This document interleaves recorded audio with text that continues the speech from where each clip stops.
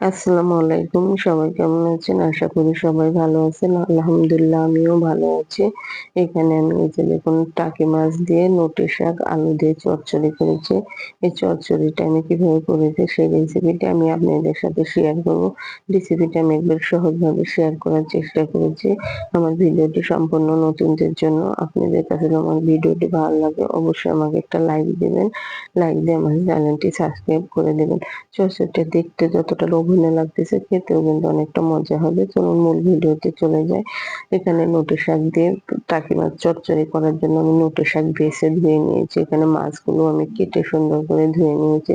সাথে পেঁয়াজ নিয়েছি, সাথে কাঁচামরিচ নিয়েছি, সাথে আমি ২ টা আলু দেবো। কেননা শাকটা কমে আমার একবারে অল্প হয়ে যাবে। এগুলো নিয়ে চলুন চুলায় আমি একটা প্যান বসিয়ে দিয়েছি। প্যানটা গরম হলে প্যানের মধ্যে আমি তেল দিয়ে দেবো। আমি সর্ষের তেলটা চচ্চড়ি করবো। আপনারা সয়াবিন তেল দিয়েও করতে পারেন। তেল দেওয়ার পর তেলটা যখন গরম হবে এখানে তখন আমি পেঁয়াজ কাটা দিয়ে দেবো। এই জন্য পেঁয়াজ কাটাটা দিয়ে আমি নাড়তে বাদামি কালার করে নেবো। এই যে দেখেন পেঁয়াজটা যখন আমার এ পর্যায়ে এরকম বাদামি কালার হয়ে গেল তখন এখানে আমি আদা রসুন বাটা দিব। আদা রসুন বাটাটা অবশ্যই পরিমাণ মতন দেওয়ার চেষ্টা করবেন। আদা রসুন বাটাটা দিয়ে আমি এটা ভালোভাবে ভেজে নেবো। আদা রসুনের একটা কাঁচা গন্ধ থাকে। এই কাঁচা গন্ধটা চলে যাওয়া পর্যন্ত আমি ভাজবো। ভাজার পর আমি এখানে পানি দেবো। পানি দিয়েছি আমার মসলাটা কষাতে হবে। পানি দিয়ে এখানে আমি লবণ দেবো। লবণটা অবশ্যই স্বাদ অনুযায়ী দেওয়ার চেষ্টা করবেন। লবণটা বেশি হলে কিন্তু আসলে তরকারির স্বাদটা নষ্ট হয়ে যায়। লবণটা আমি দিলাম, পরে লাগলে আমি চেক করে দিয়ে দিব। হলুদের গুঁড়া দিলাম। হলুদের গুঁড়াটা অল্পই দিলাম, শাকের কালারটা সুন্দর থাকবে। সাথে আমি মরিচের গুঁড়া দিলাম, মরিচের গুঁড়াটা অল্প দিলাম কেননা আমি কাঁচামরিচ ব্যবহার করবো এখানে।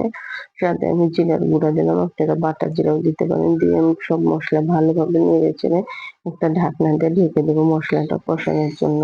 যখন এভাবে তেল ভেসে উঠবে উপরের দিকে সে পর্যায়ে কিন্তু বুঝতে পারবো আমার মশলাটা কষানো হয়ে আসছে। এখন আমি এই যে দেখুন মাছগুলো দিয়ে দেবো। মাছগুলো দিয়ে আমি একটু ভালোভাবে নেড়েচেড়ে আমি ঢাকনা দিয়ে ঢেকে দেবো। মাছটা আমি একটু কষিয়ে নেবো। এই যে দেখুন কষিয়ে নেওয়ার জন্য আমি ঢাকনা দিয়ে ঢেকে দেবো। দিয়ে অবশ্যই একটু অপেক্ষা করবো। দিয়ে একটু পরে আমি ঢাকনাটা খুলে নিয়েছি এবং আমার মাছগুলো কষানো হয়ে গেছে। এখন আমি এখানে তুলে নিবো। উম আপনারা অন্য কোনো মাছ দিয়েও কিন্তু এই চচ্চড়িটা করতে পারেন। খেতে কিন্তু অনেক ভালো লাগবে। নেওয়া হলে এখানে আমি আলু দিয়ে দিলাম। আলু দিয়ে আমি একটু নেড়ে চেড়ে নিবো। নাড়াচাড়া হলে এখানে আমি শাক দিয়ে দেবো। এবং শাকের থেকে আসলে পর্যাপ্ত পরিমাণে পানি উঠবে। এজন্য এখানে আমি পানি দেব না। দিয়ে আমি এই যে শাকের ডাঁটাগুলোও সাথে দিয়েছি। কেননা আমি চচ্চড়ি করবো দেখে শাকের ডাঁটাগুলো দিলেও খেতে ভালো লাগবে। দিয়ে একটু পরে আমি ঢাকনাটা খুলতে হবে যেন নিচ দিয়ে পুড়ে না যায়। পুড়ে গেলে কিন্তু এখন খেতে ভালো লাগবে না। এই যে দেখুন আমি একটু পর ঢাকনাটা খুলে উল্টে পাল্টে দিচ্ছি। শাক থেকে আমার পর্যাপ্ত পরিমাণে পানি উঠেছে। এই যে দেখুন এটা আমি ভালোভাবে নেড়ে চেড়ে নিয়ে আমি এখানে অল্প করে পানি দিব। এখানে আমি গরম পানি দিলাম। আপনি গরম পানি দেওয়ার চেষ্টা করবেন। তরকারি কষানোর পর আসলে গরম পানি দিলে তরকারিটা কিন্তু ভালো হয়।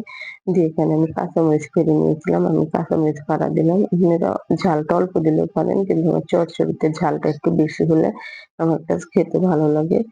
দিয়ে আমি এখানে নেড়ে চেড়ে আমি ঢাকনা দিয়ে ঢেকে দিলাম। একটু বলক আসার জন্য অপেক্ষা করব। একটু বলক আসলে ঢাকনাটা খুলে এখানে আমি মাছগুলো কষিয়ে রেখেছিলাম। ওই মাছগুলো এ পর্যায়ে আমি সুন্দরভাবে উপরে দিব। তার আগে আমি কিছু ধনিয়া পাতা দিয়ে দিলাম। ধনিয়া পাতা দিলে আসলে খেতে কিন্তু ভালো লাগবে। অপশনাল ধনিয়া পাতাটা আপনারা কিন্তু নাও দিতে পারেন ধনিয়া পাতা। ধনিয়া পাতা দেওয়ার পর উপরে আমি মাছগুলো দিয়ে দিলাম। এই যে দেখুন মাছগুলো দিয়ে আমি ঢাকনা দিয়ে দিলাম। আমার দেখুন শাকের থেকে কিন্তু পানি কিন্তু এখনো রয়ে গেছে। শাকের পানিটা একটু শুকানোর চেষ্টা করতে হবে তাহলে কিন্তু চচ্চড়িটা খেতে ভালো লাগবে। দিয়ে এই যে দেখুন ঢাকনাটা খুলে দিচ্ছি। পানিটা একবারে নিচের দিকে চলে যাবে যেন একবারে শুকনা ভাব হয়। খেতে ভালো লাগবে। এবং চচ্চড়িটা আমি চুলার দিকে নামিয়ে নিয়েছি। দেখতে যতটা লোভনীয় লাগতেছে খেতেও কিন্তু ততটা মজা লাগবে।